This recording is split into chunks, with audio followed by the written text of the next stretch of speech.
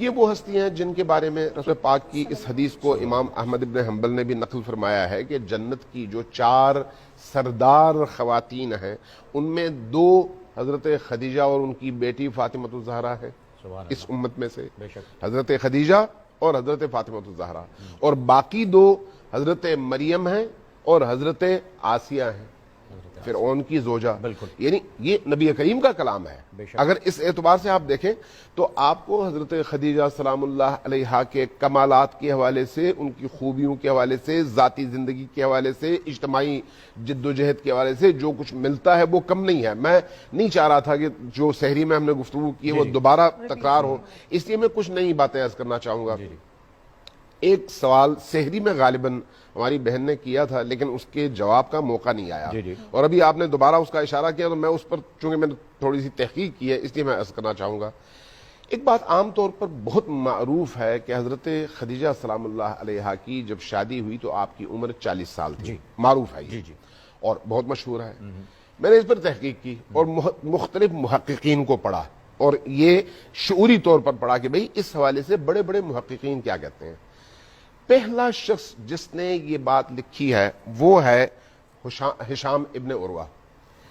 یہ پہلا شخص ہے جس نے لکھا ہے کہ حضرت خدیجہ کی عمر اس وقت 40 سال تھی جب آپ کی شادی ہوئی۔ لیکن امام حاکم نیشابوری نے، اب یہ سارے اہل سنت کے بڑے نام ہیں، چھوٹے نام نہیں ہیں، امام حاکم نیشابوری نے ہشام ابن عروہ کے اس قول کو نقل کرنے کے بعد انہوں نے کہا ہے کہ ایک اور قول بھی ہے اس کے مقابلے میں۔ وہ کیا ہے؟ وہ یہ ہے کہ خدیجہ بنت خویلد جب وفات پائیں تو ان کی عمر 50 سال تھی، اور اس 50 سال کی عمر کو مستدرک حاکم جلد نمبر 3 صفحہ نمبر 182 میں انہوں نے نقل کیا ہے۔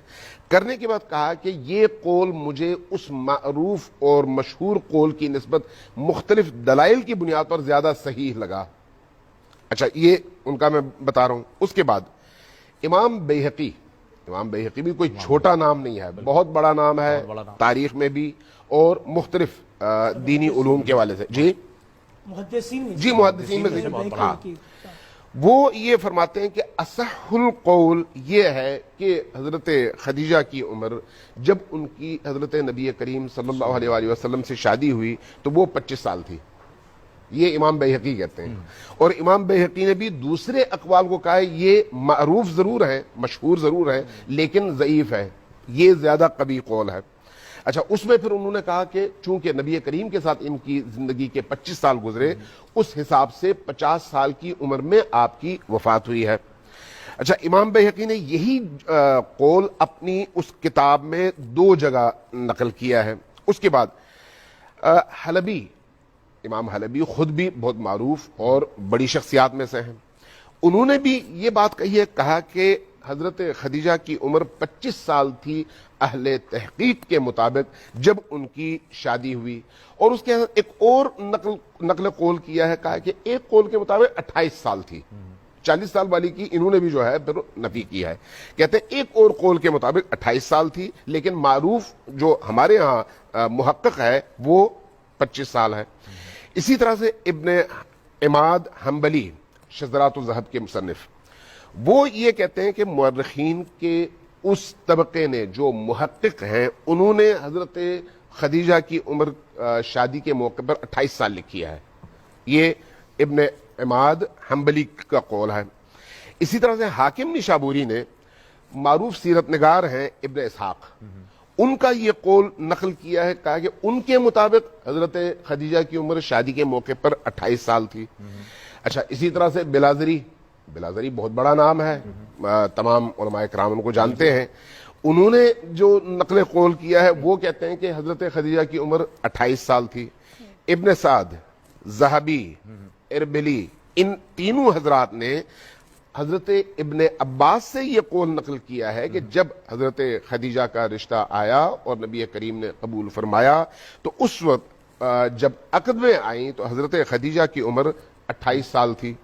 اچھا اسی کو اربلی نے ابن حماد سے بھی نقل کیا اور کہا کہ ان کی عمر اس وقت جو ہے 28 سال تھی۔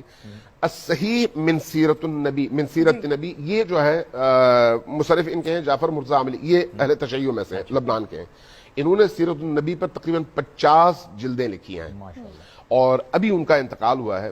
یہ وہ شیعہ شخصیت ہیں جنہوں نے اسی قول کی تصدیق کی ہے. باقی سارے جو ہیں اہل سنت کے میں نے حوالے دیے ہیں. علامہ صاحب جو ہے یہ فرما رہے ہیں ابھی کہ جتنی بھی روایتیں ملی ہیں انہوں نے جتنی بھی روایتیں ان کا مطالعہ کیا ہے مشاہدہ وہی کیا میں ہے. عرض کر رہا ہوں 2 طرح کی ہے نا, ایک ہے معروف, بالکل ایک ہے تحقیق.